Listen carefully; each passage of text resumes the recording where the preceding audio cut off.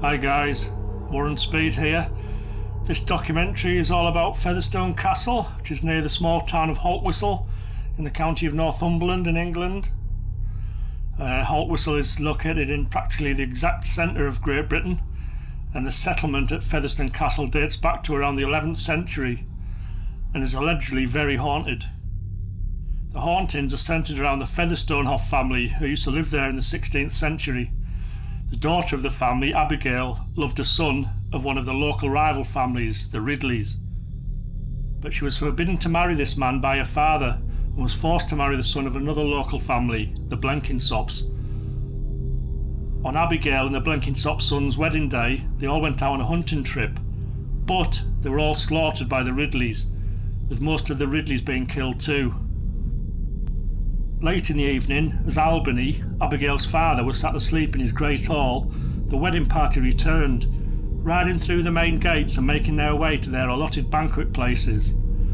As Albany awoke sometime after midnight, he was greeted by the ghosts of his guests, clearly showing the wounds that had been inflicted upon them and the distress on their faces, before they faded away. The now Grade 1 listed Featherstone Castle is the ancestral home of the Featherstonehoff family and comprises of a Jacobean manor built around a 13th century peel tower. The family is thought to have been there since the Norman conquest, although the Featherstonehoffs were believed to be Saxons, and they lived in the castle for at least 12 generations until the 17th century. Around the 1670s, Featherstone Castle was either sold, or according to some accounts seized, by the state, and it passed into the hands of Sir William Howard of Naworth, father of Charles Howard, 1st Earl of Carlisle, and during this time the house was significantly remodelled and enlarged. Featherstone Castle was then sold to Sir Matthew Featherstonehoff of Newcastle upon Tyne in 1711. In 1789 it was sold again and purchased by James Wallace, who was a Member of Parliament, and the castle later passed to his son Baron Thomas Wallace. Again during this time the house was remodelled. In the early 19th century, the castle passed to Wallace's nephew, Colonel James Hope, who then changed his surname to Hope Wallace. Following the start of World War I, Featherstone Castle was leased to an Alnmouth preparatory school, and during World War II it was used by a school from Rugby. From 1943, a prisoner of war camp was based there, first housing Italian prisoners of war and then housing 7,000 Germans for denazification.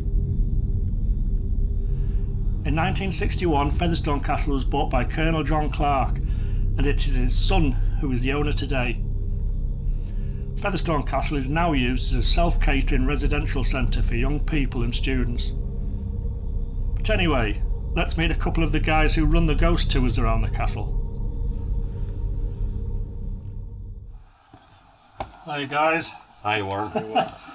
I'm here at Featherstone Castle, which is near Haltwhistle in Northumberland, and come to meet these two guys, Graham and Ken, who run the what's your ghost team called? It's the Uncovered Paranormal team. And you're the only team who's ever been allowed in to run investigations. We were the first team, and we're the only team what's allowed to work in this area. Yeah. And I was a couple of years ago when you started here. Be about 2.5 years ago. Then we had the break for the pandemic. Yeah. Yeah. So it's whatever we've got. It's working out just great. It really is. It's very, very haunted. Like. Yeah. Now we'll have a look in the castle after this brief chat. Ken, can you tell us a little bit about the history of it, please? Yeah, sure. What you're seeing now is the exterior is the 18th century incarnation of the castle, but essentially there's been a settlement on this site for about 1100 years. Started off as a medieval manor house on this site, and then fortified farm buildings, and then in the 12th century they started to build the peel tower, and it's been the seat of the Featherstones or the Featherstonehoffs ever since then, till the last 150 years or so when the lineage died out. And the Featherstones is kind of the reason why it's haunted, isn't it? With a Romeo and Juliet story. Yes, it is. It's Abigail. It's everybody knows it's Abigail's wedding. It was the 17th of January, 16th century. It was the 16th century. Yeah. She really loved one of the Ridleys. And that was another kind of rival family. Yeah, exactly. There's Ridley Hall just down there. Yeah. So she was in love with one of the Ridleys, but our father Albany, he said no way you're marrying Ridley. So she got an arranged he got an arranged marriage with Blenkinsop Castle. Yeah. So he sort of forced his daughter to marry him. They were away out on a hunting party on the day of the wedding, and then the whole lot got slaughtered, every one of them. And it's a mystery to me and Ken, because even the Ridleys were slaughtered as well. You know, our lover. Yeah. He was slaughtered as well. And what you got to remember is the place where you set up now. This is where horses is always trained to come back if Yeah. they've lost the riders. And it looks like the car park Yeah, now, yeah, but it's like yeah. the courtyard, isn't it? And the horses came in, and there was like, I think it wasn't the whole wedding party come back. It was like a couple of horses had come back in, covered in blood. There's one with a person hanging off, but they'd actually been cut to ribbons. So the whole wedding party had been massacred. So it's known as the Abigail's massacre, you know. And that's basically the cause of all the hauntings, Yeah. we think. We think Yeah. we're getting there. Because there's a lot of people seeing disembodied heads. They reckon there was heads cut off. There was slashed to bits. There was blood all over, and that's what intrigued me and Ken to come. So to there's this been castle. disembodied heads seen in the castle. Oh yeah, Yeah. yeah. Because there's been all kinds of things seen, There's hasn't there's loads. There's a lot of shadows, voices, movement. There's poltergeist activity.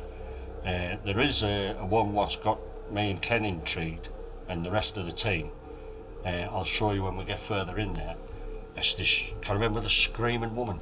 Oh, down the corridor in the And door. she's just coming through. But when you look back and you hear people who, when it was a school and stuff like that, they've always mentioned something about this screaming woman, and we actually witnessed that ourselves. And it was just totally amazing. It just blew What us you- away. What, you saw a woman? No, it was like Oh, the that- voice. you heard You the just screaming? could hear us screaming, and we knew that we were the only ones in the castle. It's like tonight, Yeah. there's only us here, and everybody just looked at the door, and we opened the door, and you just could hear this scream coming. It was as though it was travelling through the corridors, and it just blew us away, didn't it? It was amazing. It's like the heat, you know. Yeah, well, come on, let's go in and see if we Yeah, can hear let's it have a or look. see what we experienced. The room there, if we go through that one, is classed as the red room. Right. And that's got like something definitely happening in there. Have you heard of Transfiguration? Yeah. There's a lot of transfiguration happens in that room, and we've done it with mirror scrying and stuff like that. And I've done like an experiment, because I know like sometimes I think it's good to be just like one person to be by themselves and mirror scry. So I thought, no, I said we'll do it with 12. So what's mirror scrying exactly? Mirror scrying, it's like where they're all given a mirror. There's a little candle in front of them, and all they do is stare at it. And then it's like a spirit comes through your face, and it's like yourself. You could sit there, and all your features would change and everything, so your face turns into the spirit what's there. So we tried it with 12 people, and out of the 12, there was 6 of them just freaked out. And what they were given, the description of themselves, it's stuff what we've seen, spirit-wise. And then there was one where there's a woman, she just, her eyes sunk in, but she ended up getting a beard. And that just totally freaked her out. So every time I come and I do an investigation here with the public, red room, transfiguration room, and I set all the mirrors up, all the candles up, and I'll explain them what's happened. They try it with a mirror. After about 10 minutes, mirror down. Now, sit opposite each other. And it's like seeing me and you looking at each other. And it's so intense, and how the face changes. Some people, it just freaks them out. They can't believe what they're seeing. Have you caught any of this on film or anything then? Do you ever film anything? We've done it. It's a little thing with me. Spirits always said, done a deed for self gains, done a deed for this, that, and the other. And it's a thing I've carried all my life. With Ken and the team, I've always told them, when you start videoing things and pictures and stuff like that, it can easily be altered. Like what is it? Yeah. So what I said was, I just took the concept of, come with us, you become a true believer when it personally happens to yourself. Oh, yeah. So that's the way I run. Yeah. You know what I mean? And I think with lights, cameras and stuff like that, that sort of stands them off. Yeah. Because they're intrigued with what's happening. And that's why I've done like other TV programs, and I even convinced them, just turn the cameras off. Just sit for a bit. And they're like, get that back up! You know what I mean? So it's proven it's there. Yeah. You know what I mean? And it's like with this, the Red Room, that's classed as the Transfiguration Room. But that's the thing, that's a personal thing for me in there, because that's where we saw this very tall, if it's tall and slender, the more slender it is and taller it is, the longer you're going back. And the older it is. Age-wise. Right. And that's, you can say the height of the door, yeah? Yeah, well, that's about 6.5 foot, isn't it? So you can imagine somebody dipping down to get out of there? Yeah. That's how big it was. But it wasn't me. Well, I saw it, but it was a couple of the team members and about 3 or 4 of the guests. They all saw it. And they were like, In the Red Room? yeah. Yeah. And then they were saying, where you going, Graham? I said, well, I've got to follow it and see where it is. And I wish I hadn't. Because it actually gone into the ballroom, the yellow room. I will go through there in a minute. So we were in there, and it was huge strides. I mean, you'll see when you're in the ballroom, and I was thinking, that's what I was amazed at. And it just took a couple of strides, and it was out. Yeah. But there again, bending down to get underneath the door. So there's something there, where I'd love to get my finger on it, exactly where it is and who it is, and why it's been here so long. Yeah. So that's a personal thing for me to investigate. Well, let's go through the Red Room then. Yeah.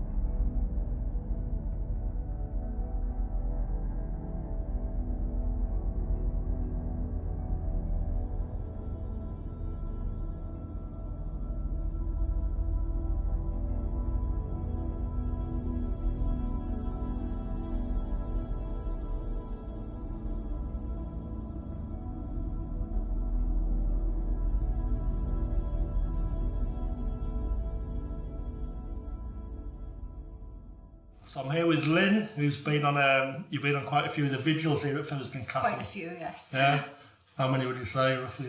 Since Graham started them.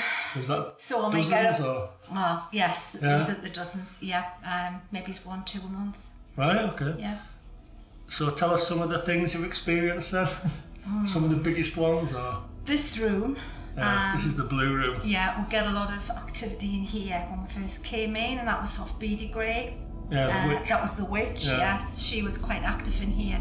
And it wasn't just bangs and knocks, she was quite verbal. You could hear Right. it, you could hear her actually talking to you. You could have a conversation with her. And what kind of voice did she have? Very whispery, Yeah. you know, but that's all I can explain, just whispery voice. Yeah. But you could hear what she Did was everyone, saying. did everyone in the room hear it?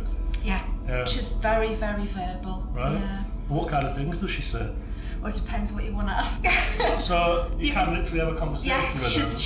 she's an intelligent spirit, because you have a conversation with her and she can actually answer some things So that you ask. what kind of questions would you ask then?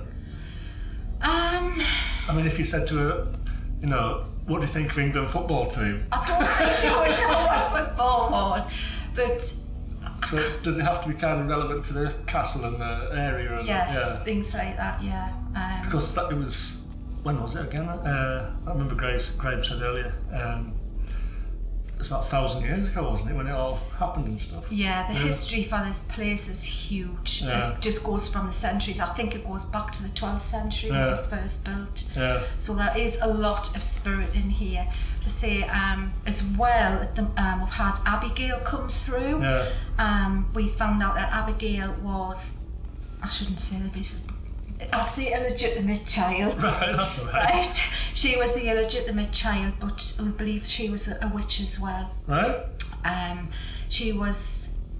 Because that was the whole Romeo and Juliet kind of story, wasn't Yes, it? Like yes, that was the night of the party, the wedding party when they were all murdered. The rival families kind of thing, yeah. Yes, and I had said that, I said, well, you know, if the whole family had been killed, was it through jealousy? Did you have any siblings? And at the time we said no, and then this came to light that there was another child. So she's been active in here as well, along with Beardy. Can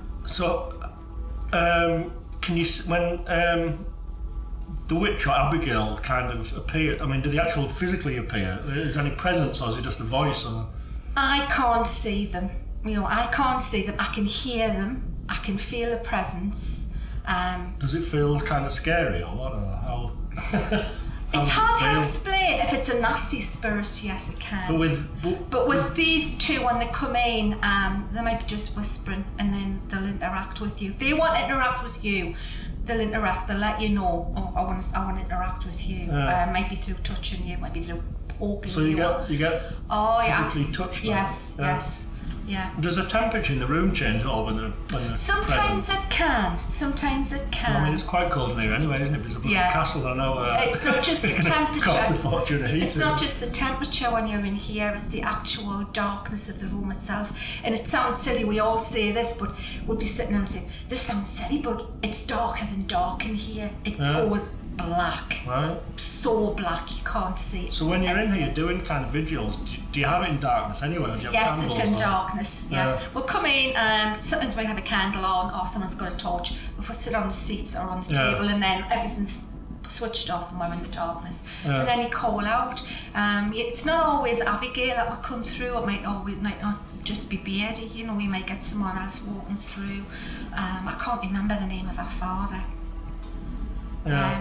But I think he's made his presence known in here before. You can hear people walking as well. You can hear footsteps, and you can sometimes feel the floor move. Right. When I first came in and sat on this settee, I was sitting here where you are now. Somebody says it's very active there. You feel the settee being moved, or someone sat beside you. Yeah. It's really. How does it make you feel then when this stuff happens? I mean, obviously you're going to be used to it. I'm not.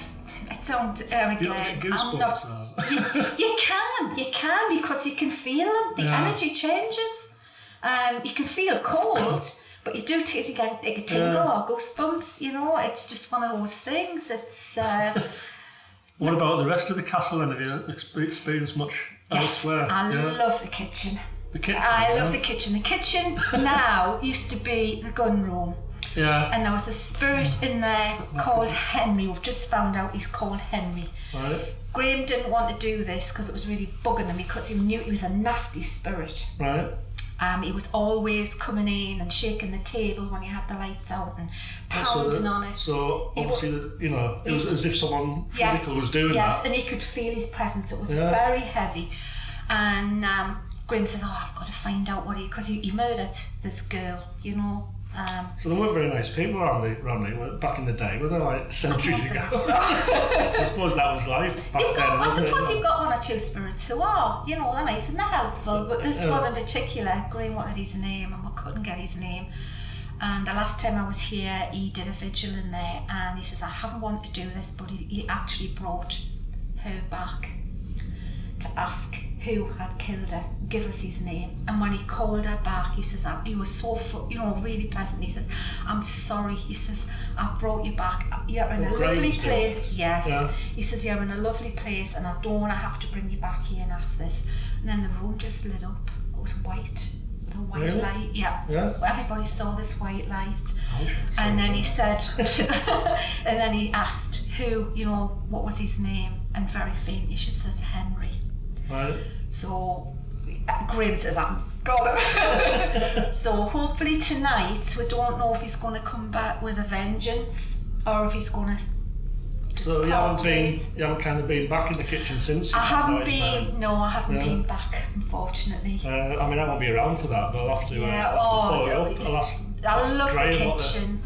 Situation. They've done scrying and the one of the other rooms. They'll do like group scrying. Yeah, and they put the lights out. You have a candle, and then you've got looking at the mirrors. You're frightened to say you've seen something because you wish you were seeing something, you know. But there has been some real positive things with some. So you're looking at the mirror. You're looking at the mirror. You stare at the mirror, and you morph. Your face. Transfiguration. Yeah. And it's happened to a girl in there. Graham had to go across and double take and look, and she had transfigured into the witch. What, Beardy? Beardy, I think it was Beardy, yeah.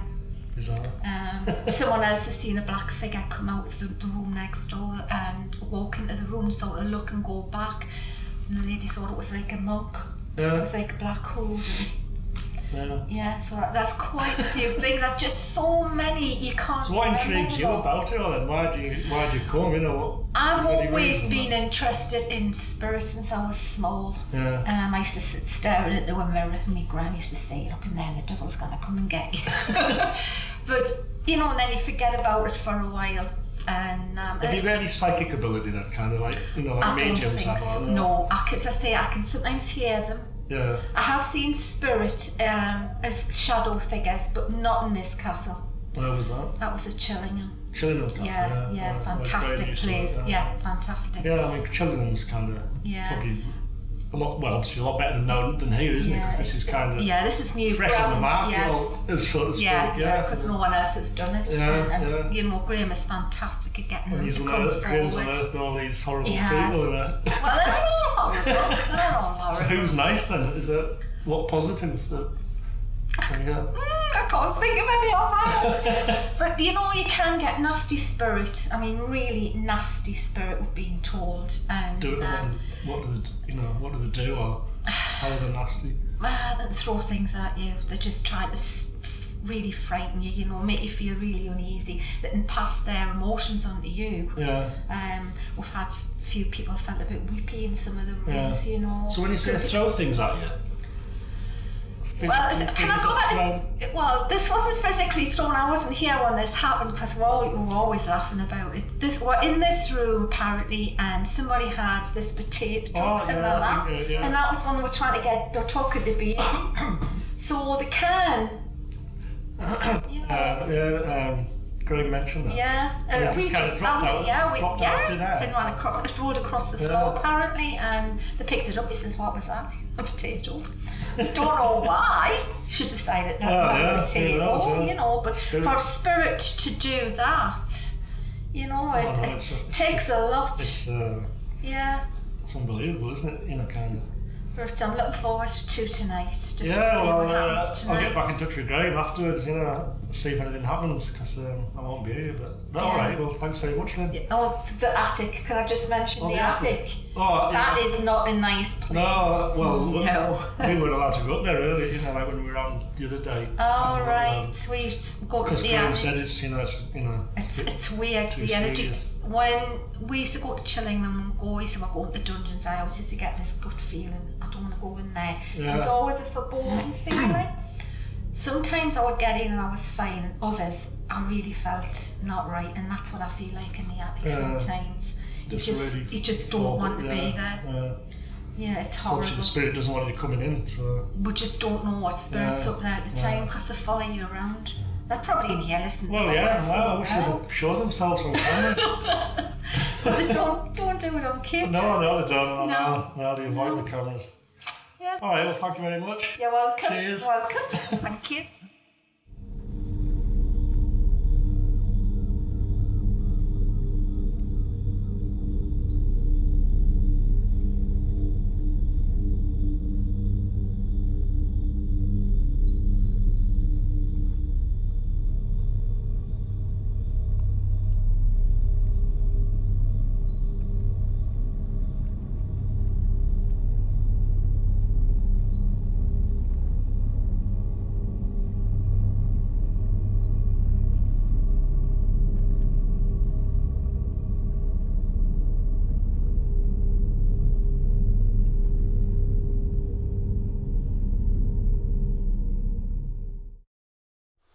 So this hallway, there's a lot of screaming heard in there, Yeah. isn't there? Definitely a female. And we were all in the end dome, and we just heard this scream, but it was getting closer and closer. And then we actually opened that door, didn't we? And you just heard it, just screaming coming through here. But we were just standing there. Where the hell did that come from? And we were just looking, and then there's a couple of people out there now having the screaming. And then it's to do with the two domes. One, that one, a blanket disappeared off the bed, and it took us 6 months to find out where that had gone. They placed it somewhere else. And then we had a girl who was on the floor in there, and she could see all lights, dark figures, stuff moving, and she says, I just don't want to see. And there was a blanket placed over the top of her. And there was nobody anywhere near her. And she said, it felt so calming, as though to say, you're protected now.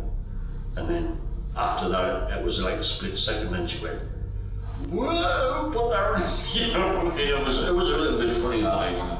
And then it's then in this dome there, that's the one where the heavy steel beds, and we talked 3 people on there, you know, 3 adults, and they said there was something underneath, as though you lying on your back, pushing with your feet, trying to push them off that bed, and then the whole bed just lifted and it was vibrating and jumping while these 3 sitting on it, and it was just amazing, wasn't it? And people just can't get their head around it. Takes a lot of energy, yeah. Oh, a lot of energy, yeah. So it's this is where we'll say to people, do you want to go in the domes, and you bring them in here. We always put them in 2 as a witness for each other, and they just freak out in here. They don't like it at all. So how long did they normally stay in the domes? We give them, we'll give them a period of 15 minutes. It's usually 3 minutes. Did you turn the lights on when It's up to them. If they want the lights on, it's up to them. It's all it is what we're trying to do is, you've seen the size of the place for it. We're trying to cover as much as we can and get as much information as we can. But a lot of them like to just sit, lights out, and then you tell them, just do a little call out session, just ask us anything. So, the owner's been getting people staying over here for years. You know, he thinks stores that get around, you know, don't go and stay there, it's holidays. No, there's a lot of people said they wouldn't like to stop here because we had a good meeting with the locals and that, didn't we? But there's no And you've always got to remember, it's not open to the public. The public's not allowed in. No, but for people who come in, you know, like hikers on school parties or whatever, who use the dorms, you know, some of the kids must get scared. I think if you have a look, I think there's a couple of videos what we've come across where they've freaked themselves out, and this is one of the dogs. And then I think there's a couple of stories where they said we felt uncomfortable in there as though somebody was watching us or walking about. So it is there. It's just that they're here for walking and they're not focused on the paranormal side. Whereas once you focus on it and that's what you're there for, it emphasises more what you do, and that's how it comes from. So it's a fascinating place. Yeah, it is. Well, come on, let's go somewhere else. Yeah. So, is this the highest level of the castle? We've come up some stairs and... No, right. We've got a level above this. Right. We'll go up there shortly. But the thing about this room, this used to be called the scary bedroom, because it was a bedroom. But the owner, he's got all his maps in there and here, so the only way you can get into this room is if you're with one of the team members, with the public, because there's nobody else comes in here bar us. But this is where I think it'd be good for Ken to come in. It's like where I've always said to me team members, you will be introduced to the castle, and I think this is where Ken was introduced to Featherstone Castle, the spirit-wise. Yeah, I think initially they were all, for some reason the spirits that were coming forward when I first came here, they didn't like me at all. And that was coming through time and time again. Yeah. Every spirit that come in, don't like him. Mm. And I think it was because of my role as a historian, I'm going to probe and dig and find and learn things, you know. That's what he is. And they don't like that. Right. So initially, very early on, they were pushing my buttons in here, weren't they? Oh, And it was quite an interesting experience. But we're in the oldest part of the castle here. This is part of the Peel Tower. Right. So again, we're going back to like 12th, 13th century when this was built. So if you imagine the history and the energy and the to and fro in this part of the castle. It's been here a long time. So what was your experience then? Well, there was a bed along there. There was a couple of beds here. it was true, wasn't it? And there was a pile of mattresses there. And Paul was sat facing me there where the sound girl is, and Graham was over in this corner here. And I can't remember whether the girls were next door or not, but They were. Paul was like, Ken, there's something coming right up to you. I says, I know, I can feel it. I says, and as stupid as it sounds, I can say it. And he went, it's right to your, and I heard this sound to my right hand side, and I just went click, and he was like, that's where it was, and I was like, I could feel it shifting across. So we settled ourselves again, turned the torch off, and then he says, it's coming right back in. He says, I can feel it. I says, but it's gone to the other side now, and I heard the same sound to my left hand side, and I just felt this presence right in front of us. I put my torch on again, and it had backed off. But what it was trying to do was, it was really trying to get at us, and I felt surrounded and I felt hassled, and I had to get up and I had to walk it off. I had to like just pace around a bit, and you know, when he's like, you want to be saying, back off, give us some room, some space here. Yeah. And that's what I felt like, and after a few minutes of like just walking around, it kind of settled us a bit, you know. But they were really trying to get at us. Well, like on an investigative side, there was like a clash of personalities.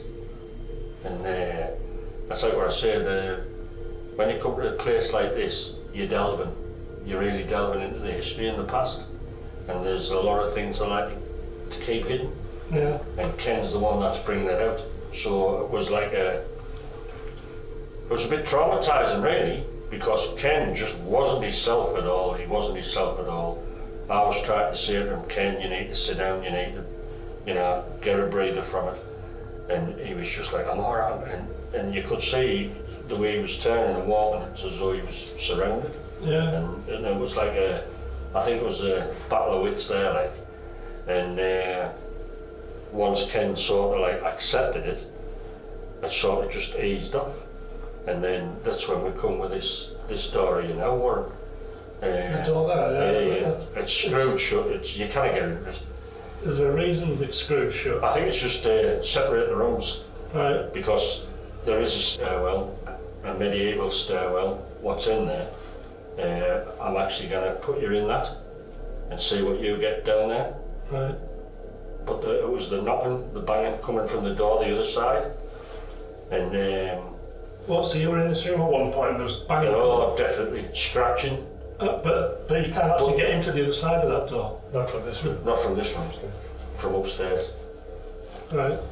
So we've had guests on all night investigations. There's a white face appears on this wall, definitely female. My daughter, I mean, I'm not very nice like, but I brought my daughter up. And I said, right, because you've got to remember it was like a bedroom before, and there was like a little seat in that area, and you can see behind the one, and there's nothing there. So I sat my wife and my daughter on there, so I just said, look, if you've got a point to make, I said, you need to make it now. And my wife threw off the seat.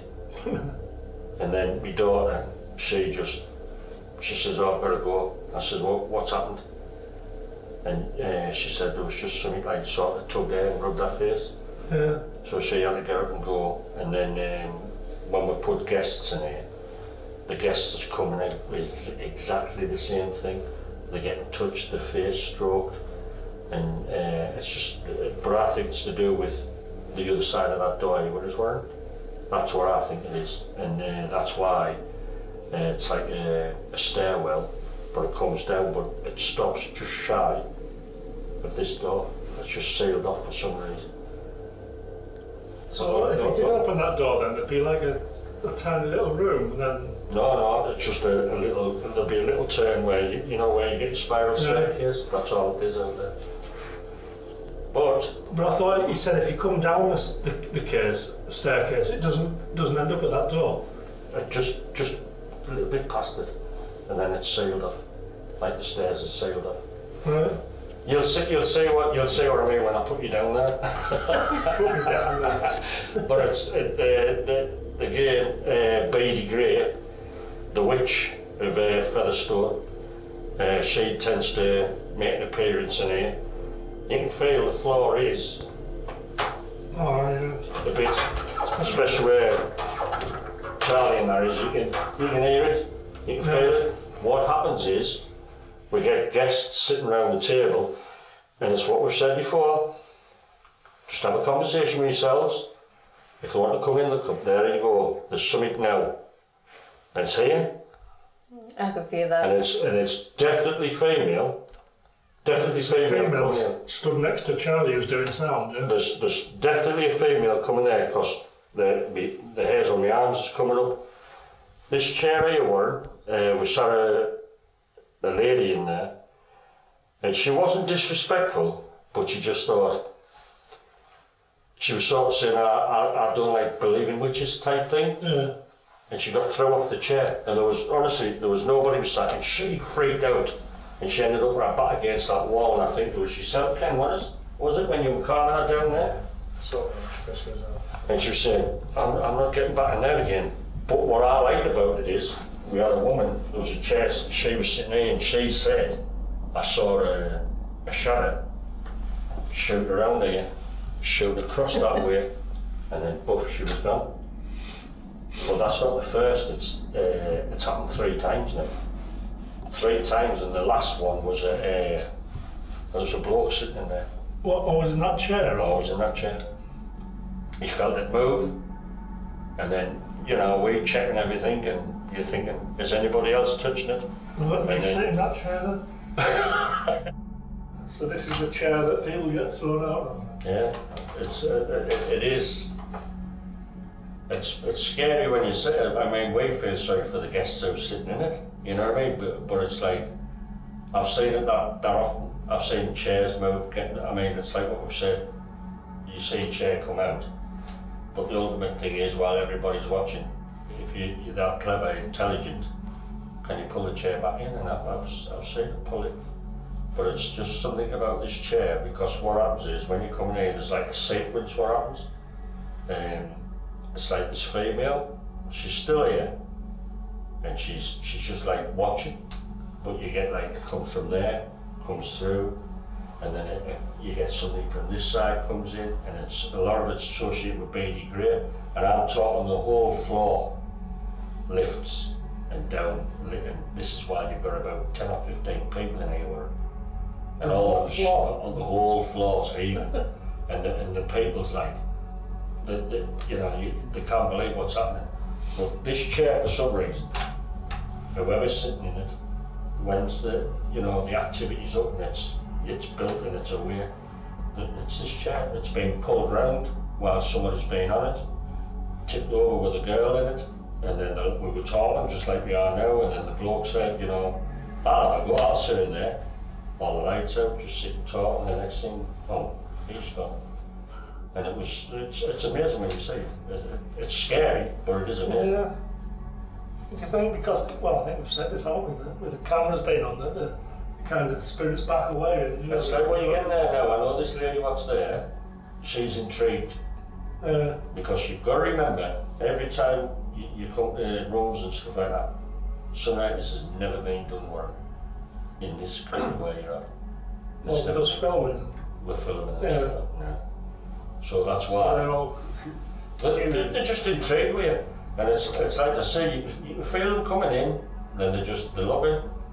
And it's, if they want to interact with you, they will. You know what I mean? It's like I say now, if any is spirit of Featherstone Castle, be it with a cameraman, sound lady, Warren, any is, they'll give you permission. If you want to do anything with them, the permission's there, they've said you can. So there you go, that's it. Yeah. It's out there now. So if they want to do something with you, they will now.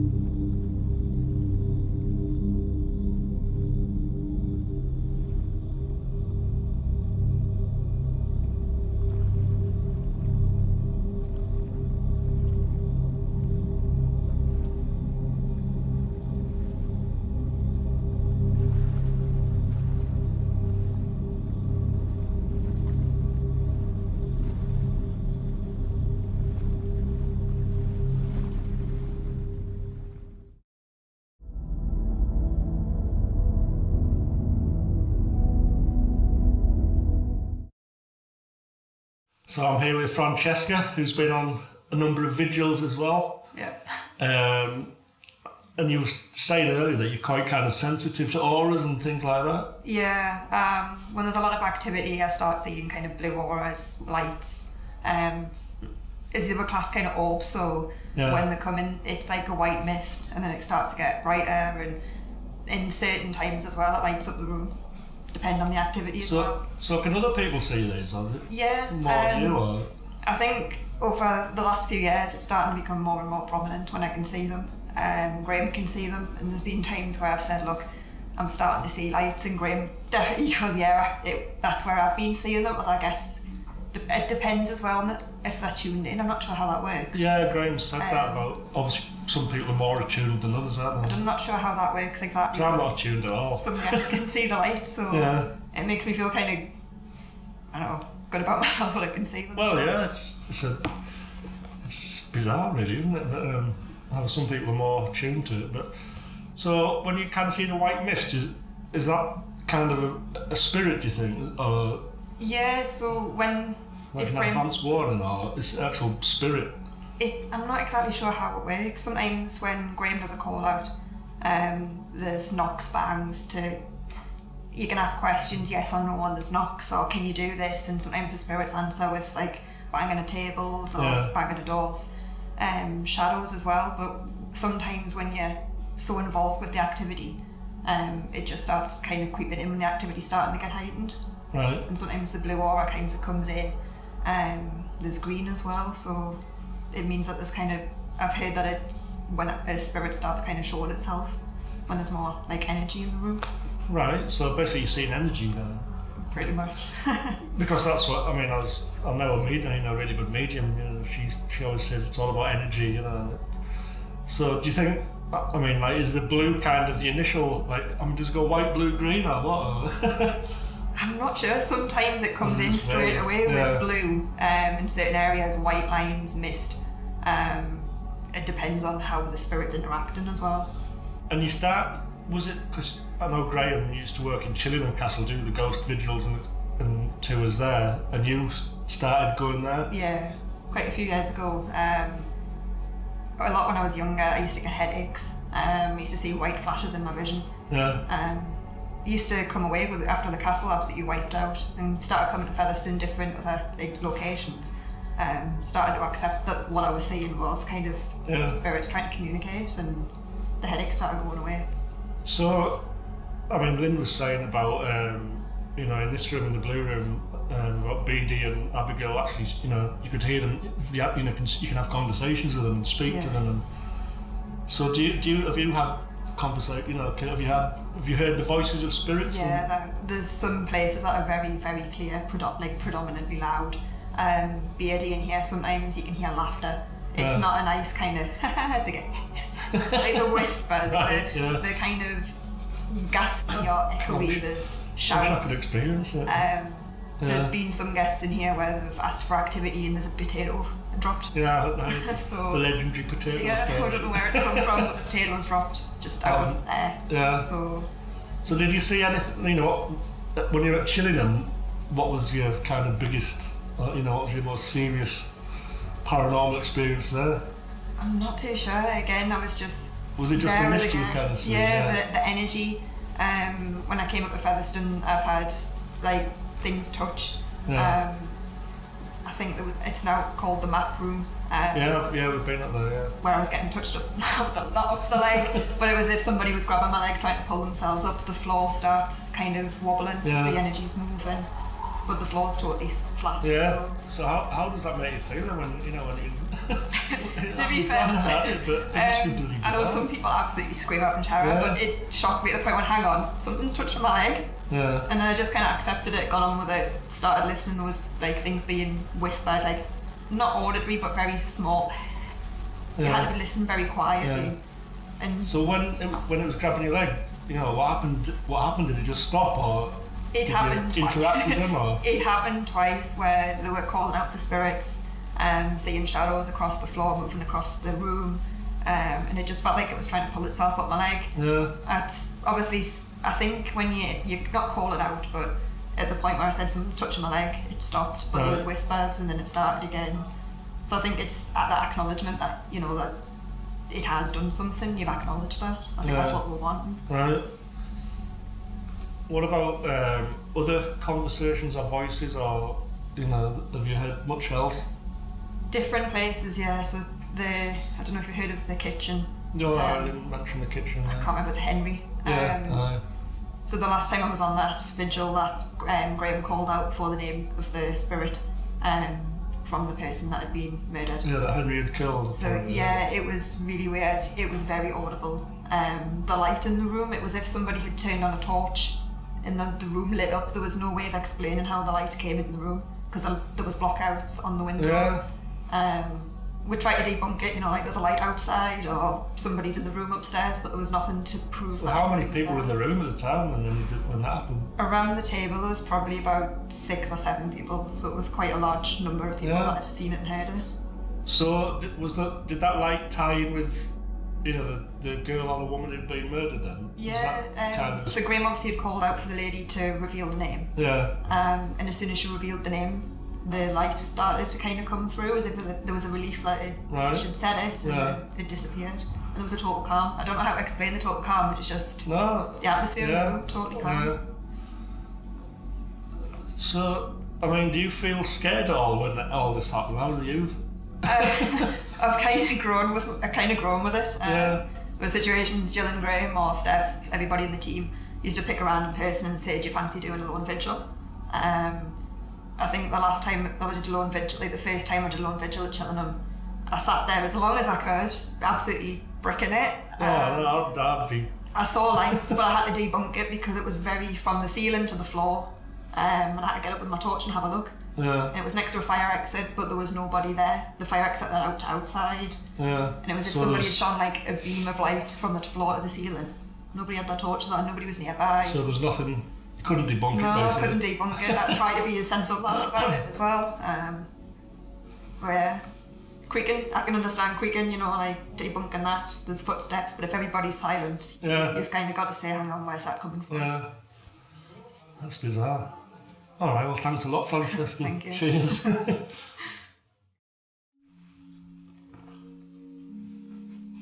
So, Graham, your paranormal experiences started when you were a young child, didn't they? Yeah. It's something what's been was from the day I was born. I was born in a haunted house, and from born to 16 it was horrendous. It was very troublesome. It was hard to get your head round. You've got to understand you're only a child. Yeah. And you're wondering what's happening. And it was just different things in my bedroom, what was happening and moving. And What kind of house was it you lived in? it was an old colliery house. It was like a terraced house, but it was like the biggest one out of the street. I think it was the first one built. It wasn't like remote or anything, it was just like a No, normal it terraced was house. just a normal terraced house. It's still there now. Was there any... Did you hear about any of the neighbours having any No. similar things? Just No. your house? Yeah. It was just based around our house, and it just, the older you got, I think it's the more you realise what was happening, and it just got more intense. The big story with the family was me mother. We could hear her screaming. My father was in it's like what they call tub loading, which is night shift. He worked at Dordon Colliery. Yeah, it's a minor, yeah. Yeah. I was about 5-6 year old.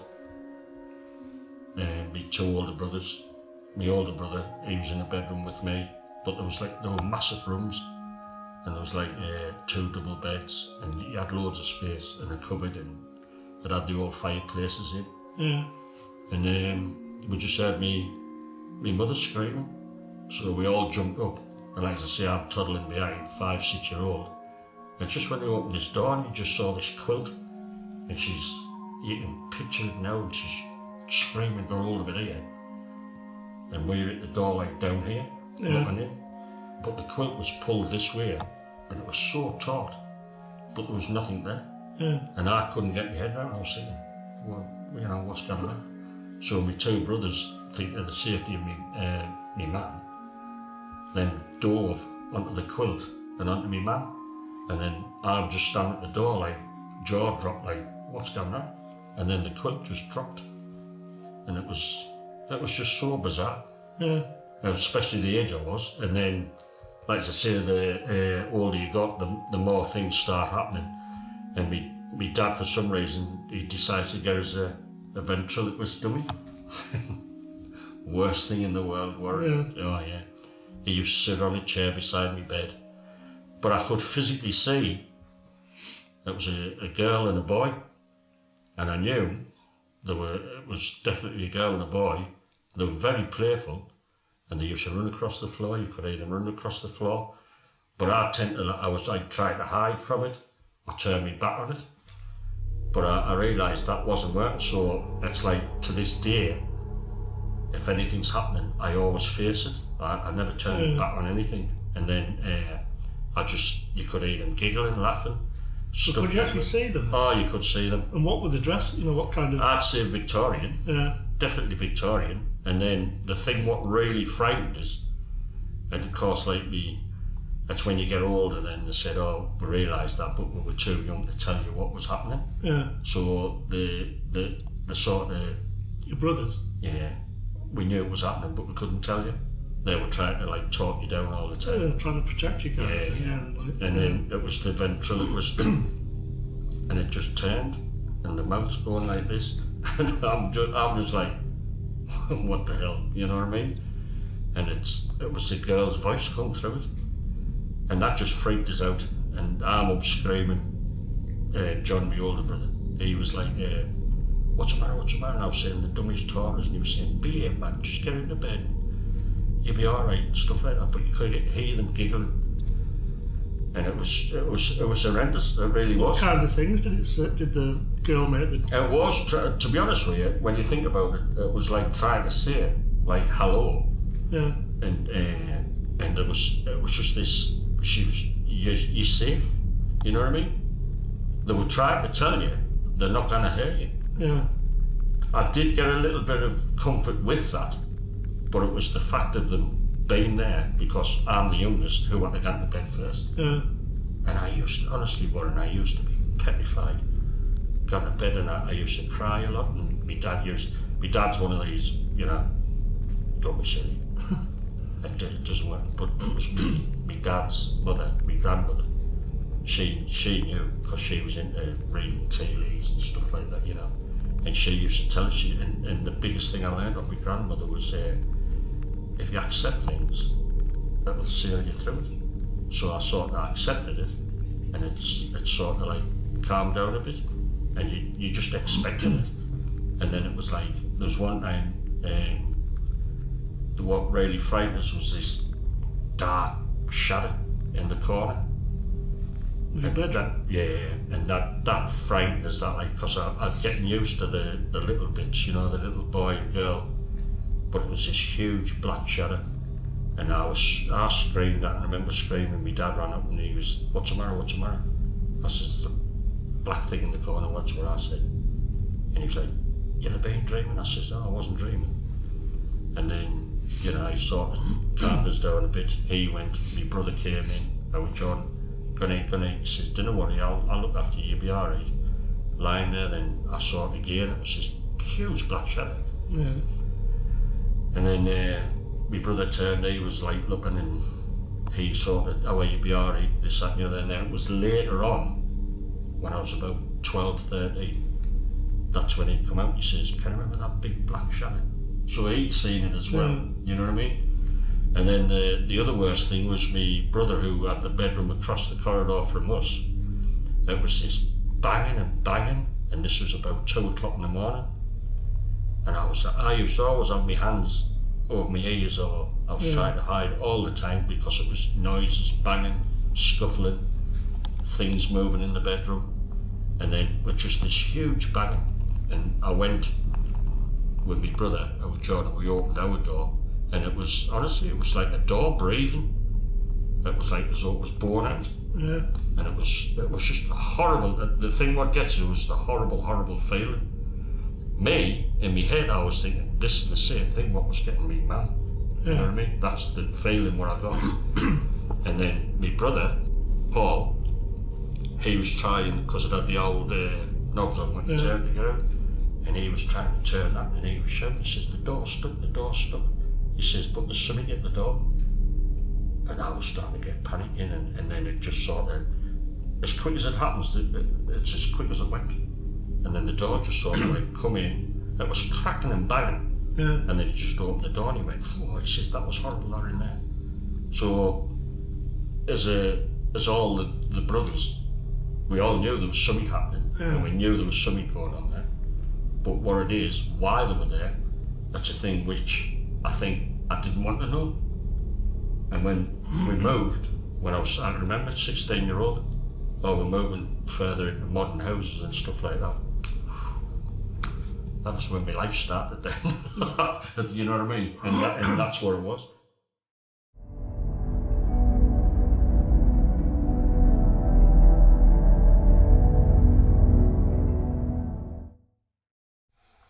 So what, has this room got a name? The attic. This was quite, the what? We class it as the attic. The attic. Yeah. And there's quite a few rooms off. There's the staircase there. Yeah. The stairwell, yeah. Stairwell there. And that goes up to the roof as well. Yes. And then you've got the little room. Well, it's hardly a room, is it? In that corner. I think that's more like a lookout point. Yeah. Yeah. And then you've got the other room in there that's got costumes in it. We sort of call that Abigail's Tower. We give it that name. And it's just ever since we only got access to that about a year ago. Yeah, it wasn't long. Wasn't long, and since that's been opened, there's just that much stuff what's happening now. So we sort of think, have you released something? Yeah. You know, with the door being open now. But it's the thing what gets people is the light anomalies, what's happening. And honestly, it's like car lights, they're massive, but you see them coming across the wall, you see them going down the stairs. Yeah. And these are huge lights. And people saying, oh, it's got to be a car. And I'm thinking, from where? Yeah. Where are you going to get car lights from? That's how bright it is and how strong they are. And it's fascinating when you see it. And the room at the back, that's the one where we got, it was just, all you could see, it was just black mass. And you could see it creeping out across the floor. And that's, to me, I think that's like a bunch of bad energy what's hanging about. Yeah. And that's what when you're seeing something like that, that's when you've got to be careful, because if that gets into somebody, then you've got problems, you know what I mean? Well, like it can attach itself to you. Yeah. So there's times where I've said cut, and we're away, Yeah. and we've gone. Because you don't like it, do you? No, it stems from a time when I think we were doing a team-only investigation, and we were drawn to the spirit in the lookout, and it was reaching out and it was scratching the wall, it was grabbing people, and we were huddled around that door and we were like calling out to the spirit, but every fibre in my body there was just a line, and that was it. My body was just saying, right, Ken, you've had enough in here now, finished. And I was like, I'm away. And the team were like, no, we're here to investigate. I was like, I'm finished, I'm done. I'm just, you know, it was just, my whole body was just saying, out. Yeah, because you were in there, weren't you, Graham, and the door slammed and you couldn't get out? It's like a door where it's got to shut from the inside, and you can see it's not that big, because you've got that's the tiny there. in there, isn't it? Oh, yeah. So what I do is, we've got a mirror in there, and sometimes we do mirror scrying in there, and it's basically try and catch the image of whatever's in there, or in this section of the castle. That's the reason why that's in there. And I went in and I was putting the mirror in, and it's not much, and then the door just slammed. And me, at first I thought, very funny, I thought it was like the team. Yeah. And then I realised I was up here by myself, and there's nobody there, nobody out here, but it's like a snack off a gate. Yeah. And it just wouldn't open. It just as though the force was keeping it shut from the inside, pushing it shut. And I'd start thinking, and all I said was, keep calm. I says, please, I says, we're not gaining anything by this. I says, can you just let us out? And the door just went, and that was it. Yeah. And I was telling you about that, and it was awful. And then we had a girl in there, and she actually saw a figure in the mirror, And I've always learned people, I says, when you're in a situation like that, never run. Never run. I says, it's a danger to yourself as well.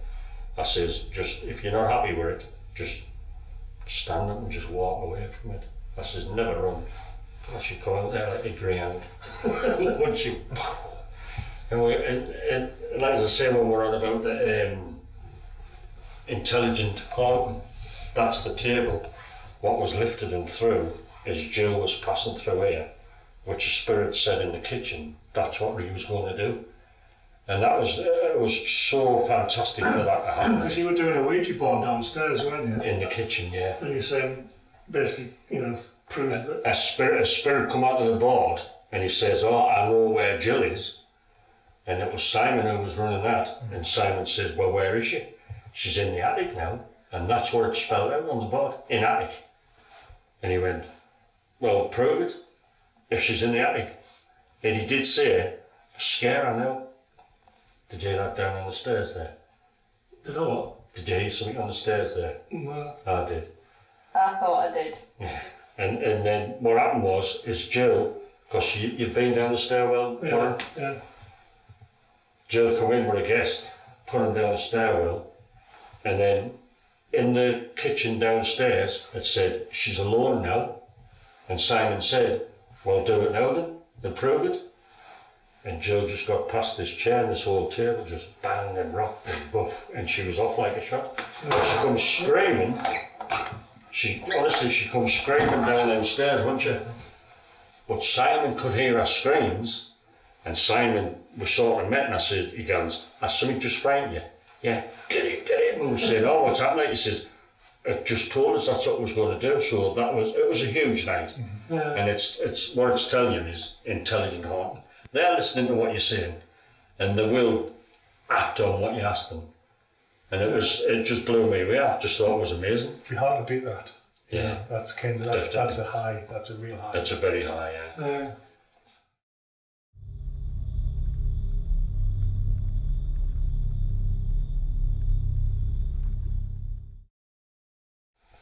So we were in the red room before with all the tables in, and that's where you do transfiguration with the mirrors. Yeah. Tell us a bit about that. Well, it was just like it started off with Ken, and it was when we were doing like team only. I think it was the second time we'd been here, and you just see Ken. He was just transforming into something completely different. His whole body mass, everything. He was just as though he was growing. Yeah. And there's a lot of us called Simon, who was off the team. Simon's very sensitive to spirit. And I think Simon spotted it first, and he goes, what's happening with Ken? So we all focused on Ken. And he was definitely changing into whatever. So we were casting that as, that's transfiguration, where it's actually coming through Ken's body to show who it is. Yeah. So we decided to mirror scry in there, where you get a mirror and a candle. Instead of 1 and 2s, we decided to do like 12 all at once. And then after they'd been in the mirror for about 10 minutes, we'd put the mirrors down, pull the candles close to the people, and then the guests actually look at each other. And it was just phenomenal, the amount of faces, what was changing. And a lot of people were sort of freaked out by it, because when something like that happens, they think they take it home with them. Yeah. And I'm thinking, no, I said, I'll guarantee you'll not take anything home with you. But it's like, they were all coming out with the same face, long sideburns down here, and then like sunken in eyes, like a brow would come out. Yeah. But there was, I think out of all the investigation, what we've done at Featherstone, there must be about 15 to 20 people to come out with the same thing. So there's something there, Warren. And it's a spirit what's there, and that's his features what's shown. Yeah. And it's also in that red room, this is where I'm on about this elongated spirit. Yeah. That's where it's been seen, in the red room, leaving into the ballroom and then out. But The ballroom's a yellow room, isn't it? yes, so if you class that as the yellow room. So as an investigator, you have to put people in certain places where you know certain things happen. And in the Red Room, we're putting people in there. I like it, at least 6 to 12 people. And then I think you get an overall better value of what's happening. So it is working. And then what I do is I put 2 in the Yellow Room. And then they're just freaking out in there. There's something in there where it's surrounding them again, floors heaving up and down. And we had 2 girls that were just clinging onto each other, going in circles, just screaming. And it took us ages to calm them down. And then they were sort of saying like, no, I want to go home now, I've had enough. And then just one little one of where we're on about voices. And it's like Jamie was saying, I thought that was you, Graham, when we were first filming in here. And no, because the voices travel. They can put that voice wherever they want. And the proof what we got of that was a girl who was sitting in this blue room, and she was actually not far from where you are, Warren. Yeah. Because we had a big long table, and then what we used to do was put a big long table in. Because I like people to sit facing each other and they can watch each other. And she was sitting on the edge here, and she was just wincing, and she was pulling herself in. I was saying, are you alright? I says that it was like a female. You could see it was a female what had come in, but she was actually talking right in her ear. And then she was saying, you be careful. And she was like jumping out. I said, I heard that. I said, did it say you be careful? She went, yeah. And then this bloke spirit come in, and he just says, you're just like the one what I used to take before. And that's what it said to her. And that just totally freaked her out. But it wasn't just her heard it. There's about 4 or 5 people heard that. And I think we actually picked a lot of that stuff up on AVP. Yeah. And that's what it is. It's just like it freaks them out, because a lot of people come like just to have a look and see what it's like. But when you do it properly and the results is there, it literally just blows people away. So you hear about attachments, with like demons what people know is getting possessed, or attachments.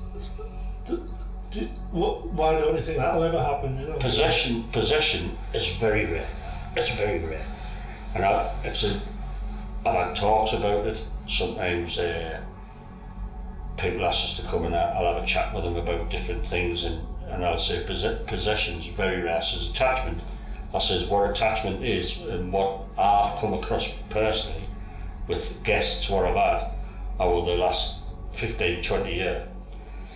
If the spirit comes in and they say like, oh, I like Warren, I feel safe around Warren, it's you who get all the activity all the way through the night, because it's attached with you, it's following you, and it feels safe with you. But would it follow you home? No. Because I've heard of people. I've talked to people who. I think we're in the investigative side. What we do, you have to be skeptical on some things. And like for me, from a kid, right the way up to now, what you see is what you get. And then it's like what I've said before, I'm very interested in people as well. Their train of mind, their thought, give us a description of what you think the night was like, what happened, can you explain what happened there? And then I started getting silly phone calls, and it was like, oh Graham, can you come to my house? Oh, why? There's a spirit at the top of the stairs that's got red eyes, and it's thrown my sister down the stairs, and it's brought her leg, and I'm like, nah, I'm not coming there, you know what I mean? And it's like a lot of it's like their imagination, you know what I mean? Yeah. And I've said to people, I says, just keep yourself grounded, because we do like have a laugh, a joke, carry on, and that keeps them grounded.